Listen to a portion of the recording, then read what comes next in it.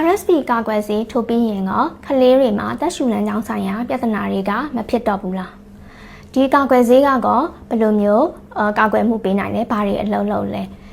ဒီမေးခွန်းလေးရဲ့အဖြေကိုတော့ဒီဗီဒီယိုလေးထဲမှာရှင်းလင်းအောင်ပြောပြပေးသွားမှာမို့လို့အဆုံးထိကြည့်ရှုပေးကြပါအောင်နော်အားလုံးပဲမင်္ဂလာပါကျွန်မတော့ကလေးတခုဆရာဝန်ဒေါက်တာလွင်ဖြစ်ပါတယ်ကလေးကျမရေးဗီဒီယိုတွေကိုဒီ Happy Kids page ကနေပြီးတော့မှမျှဝေပေးရရှိပါတယ်ပထမဆုံးသိထားရမှာကဒီ bronchiolitis လို့ခေါ်တဲ့လေပြွန်လေးတွေရောင်ရမ်းခြင်းသက်ရှူလမ်းကြောင်းဆိုင်ရာပြဿနာတွေကိုဖြစ်စေတာကဒီ virus ပေါင်းစုံကဖြစ်စေတာပါ